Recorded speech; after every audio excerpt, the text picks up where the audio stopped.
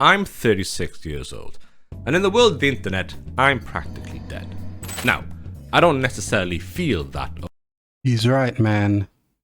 If you're in your high 30s, the internet is not a place for you anymore. Old. But recently, I have come to the realization that I am no longer young. The way I think about my life, my habits, and my day is vastly different now to when I was younger. A lot has changed. Things that I once considered important are now not, and things I didn't consider important are. But Yes, like money. Money is really important right now. Having fun, that can go either way. one thing has always been consistent in my aging process is my love for video games. As far back as I can remember, my main hobby in life has always been video games. Me too, man. Video games and drawing. Like what I'm doing right now. But recently, I've been feeling like I'm losing my spark for this media. There was a time I'd get chores done so that I'd be able to jump into whatever world I wanted to and decompress. But now, Too much going on in the world right now. I think that's really what's happening to everyone. Too much drama, too much chaos, inflation, money, expenses, you know the drill. I look at this hobby as the chore. I find that I spend more time wishlisting games than actually. Yeah, it feels like a chore to beat a game these days. That's why I love fighting games so much. You can finish that in like 12 to 16 minutes. Oh yeah. Playing games. My hobby has become collecting rather than playing. So why am I not getting excited to actually play them? I still enjoy the buzz and the excitement around them, just not the physical act of playing them. It's a question that's been floating about in my head for a while, and something I've been thinking about a lot. I wanted to see if I could answer this question so I can reignite that fading spark that I once had. Have I changed, or has the gaming world changed? I think it's both. Age and the gaming world. Both have changed. Is this a bad change? Are games getting worse? There's a lot of factors to consider with this subject. Are games getting worse? Not exactly, but DLCs are what's messing with games, cause you have to pay a lot of money just to enjoy a full game. When they release a game, it's not even the full game yet, so yeah. Subject. One of those is, as far back as I can remember, I've been playing games. In the 90s with the point-and-click adventure games on PC, to Sonic and Micro Machines on the Sega Mega Drive, to now having multiple consoles and a PC to enjoy.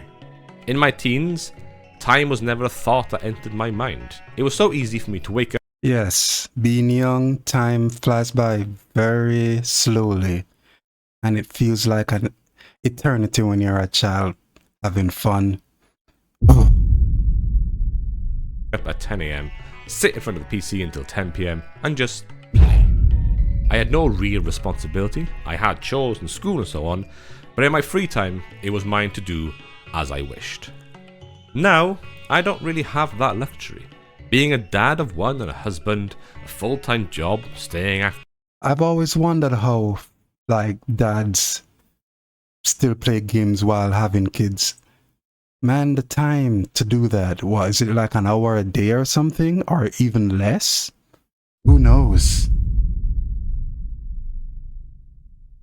Make sure the house is clean, making food and so on. Time seems to slip away faster these days.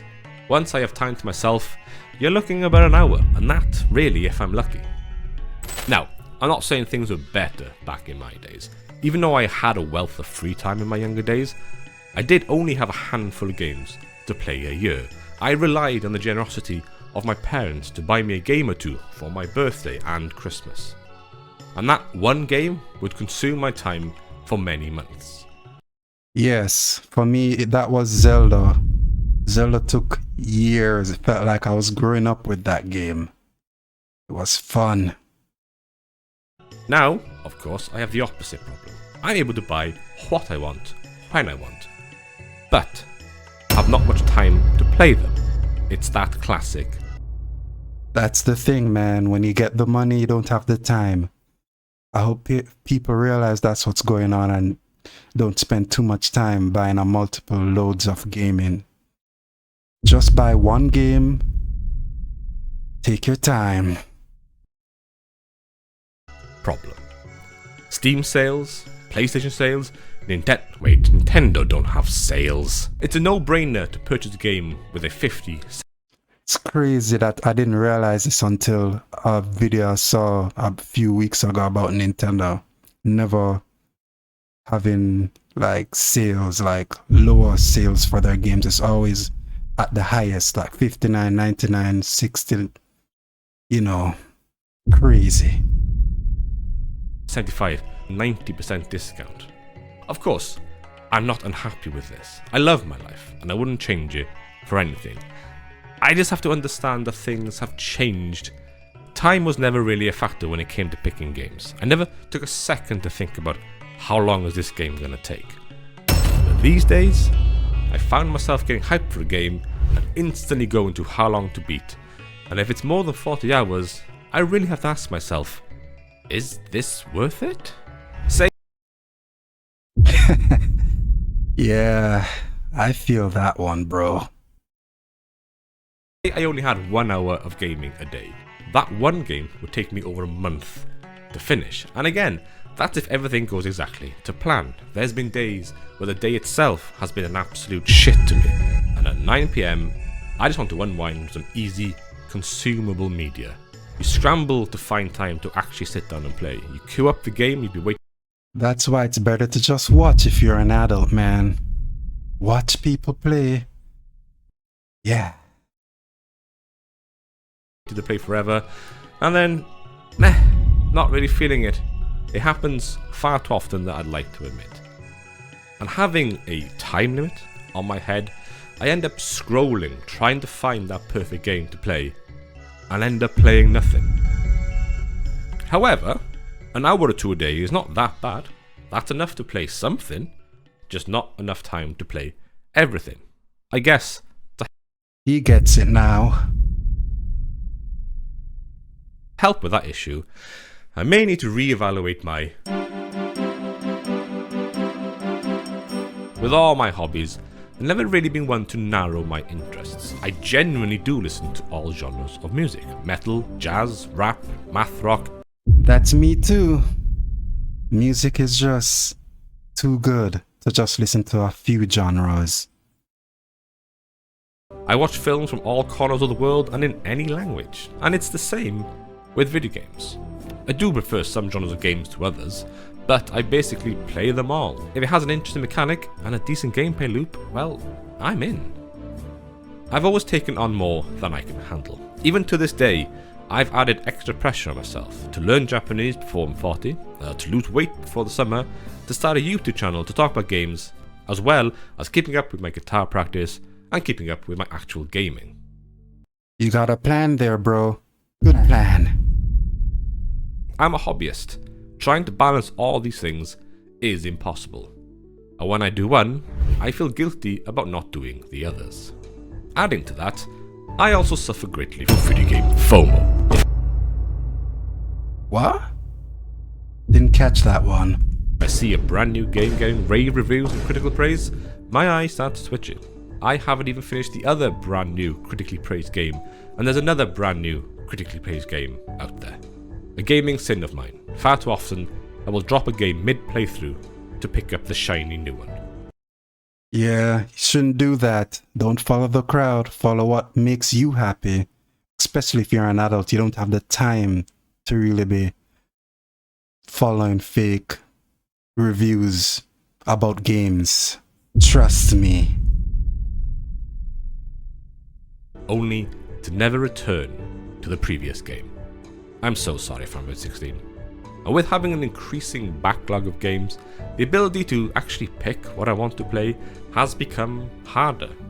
There's a very well documented and researched condition called analysis paralysis, which is a situation where overthinking and excessive analysis prevents someone from making a decision leading to inaction. How many of us have spent time scrolling through a game library only to play something familiar or nothing at all. And Yes, familiarity is the key. It's better than to trust something new these days because life is getting too hard, man. And trusting is just not as trusting. Yeah, you can't really trust anything these days, so it's better to go with what you already know. But they're messing up the games that were once great. So if it's a remake, you might be in trouble. You might worry a bit. jumping on TikTok and brain rotting. I've entered a new phase in my video game playing where I just replay my favourite games instead of playing new ones. I'm not even playing to completion either, just jumping in and leaving. It's familiar and comforting and it's stress free, which is what my brain is craving. As somebody who has always chased games, chased new mechanics, chased interesting visuals, I'm somebody who likes to jump in and try so many different things at so many different times. I follow so many video game content creators, all of whom have the time to play, research and create content around games that I almost get ashamed. Do they really have the time to enjoy the game? It's a job for them, so I'm not sure if they're enjoying it most of the time. I've seen a few streamers say there's times there are games that they play offline and online. I'm thinking the offline ones are the ones where they're like having the most fun and the most engagement. I'm not giving my hobby the same amount of attention. There are of course smaller and shorter games that I could be focusing on. I don't need to be chasing the AAA games. Fighting games, the best kind, easy to do, quick. Well, if it has a story mode, that might take you some time, but that's, yeah, whatever. Story mode, about 3 hours or so. I don't need to be chasing what's best at that time. Which leads me to the last topic on my mind, which is, in my younger days, magazines were the go-to place for gaming news and reviews. To where I'd read up about what was interesting and what wasn't, what new game was on the horizon, and what were, at the time, the best games of all time. I use YouTube for most, if not all, of my gaming news and so on. I've played a good handful of games this year, all of which have been recommended by people I follow or watch on YouTube. But when I actually look at the games that have been released this year, I haven't played any of them. If I have a quick look at the best games of 2025 this year, there's only a handful Bro, I don't even play games anymore. Well, except for something called Mugen. It's free. Plus I create my own characters, so it's even more fun. So yeah, there you go. I really want to play. Of course, looking further into the new releases this year, there's a lot of games I'm excited for. Ghost of Yotei, Death Stranding 2, Snake Eater Remake, Okami. As I write this, Claire Obscure Expedition 33 What, Okami? Remake or just regular Okami? I missed that one. is out, and I'm really excited to play it. I'll just add it to the pile of games. Oh, God. I mean, yeah, of course, there are games out there aimed for me. Not everything is aimed toward the larger market, but at the same time, companies want you to stay with the games for a long period of time, which does make sense. If you're going to spend 70 quid on a game, you want your money's worth. But when publishers sell the idea of long, multiple choice commitment type games, it does put me off. It is getting expensive to buy new games all the time, so when you do purchase one game, or even the free-to-play game, I always thought gaming was for rich people, so if we can't afford it, I don't really complain. But most people do. Doesn't make sense to me. and that's where you sink your time into, it makes sense that you play one game for a long period of time. And this is only talking about the AAA market. The indie scene is bouncing with new, exciting, innovative games, all of which that I can't wait to sink my teeth into. As I mentioned, I spend a lot of time in the gaming news world. My social media following is a lot of YouTubers and so on, all of whom talk about upcoming games. What's good, what's bad. This has turned into my new magazine. I don't rely heavily on the adverts and so on for the new gaming Me too. I just listen to my favorite YouTuber about what's cool and what's not. Releases. As I pace around the house thinking about all the information I've put on here, the time, the marketing, the interest, I guess I need to make some sort of... So why am I not getting excited to actually play these games? My actual interest in video games is still there, I still follow all the information, I still get excited at new releases, but why am I not actually... For me, it's just a lot of lack of funds, having the money to enjoy it, and the time. If I had extra money, man, well, I'd only be playing a few games, such as Dragon Ball Z Sparking Zero. Is there anything else? Nah.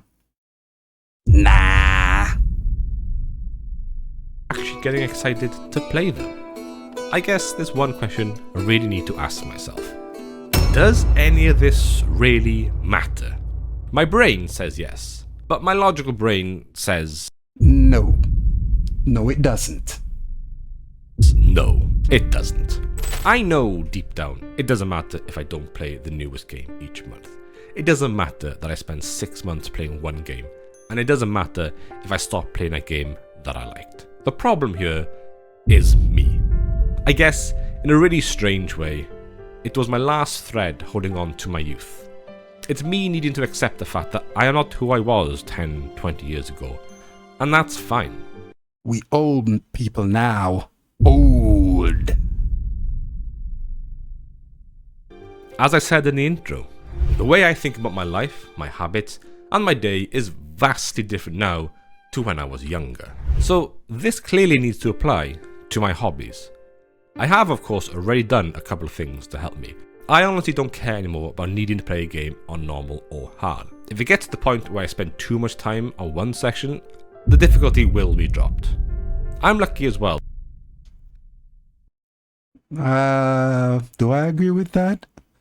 Yeah, you don't really want to be having to be pissed off at a game when you're just coming back from work and you just want to just unwind. Yeah, I guess turning down the difficulty would help with that. But I don't know. For fighting games, the difficulty levels ain't that difficult. I've never been a completionist or a trophy hunter. Once credits roll, I'm out. And that's a pretty good time-saving characteristic of mine. I've really narrowed my field of vision when it comes to purchasing games. There's a lot more factors that I need to think about, and not just, ooh, there's a new shiny one. How different and or innovative is it? How is the story? Is there a story? How good is it? Is it Final Fantasy? And to add to that, I do need to stop caring about the FOMO and just learn to... Final Fantasy VII? Man, that was a trip for me. Ares... Couldn't believe it when that happened. Crazy. Love and enjoy what I'm playing at the time. To some, all this is obvious. To me, it wasn't. My love for this hobby hasn't gone. It's just changed. There will be times I'll play an 80+ hour JRPG. There'll be times where I'll play 3 10-hour-long games in 1 month. There'll be times I'll play nothing at all in a month. There'll be a time when no new games excite me, but I'll always have a backlog of games to enjoy instead. I can still enjoy this hobby of mine like I've always enjoyed it. I just need to put less pressure on myself. I need to stop being harsh on myself for not doing everything and start enjoying doing something. The years I've spent playing games have given me amazing memories, and that's never going to go away. In a couple of years' time, I'll be able to sit down with my kids and play games with them. I'll get to show them what games meant most to me. If kids in the future are into games, might be into something else, so prepare yourself. And they'll get to show me what games mean the most to them. And I can't wait for that day to come.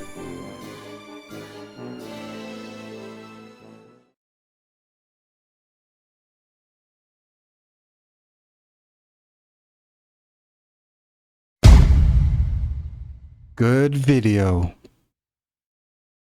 Peace.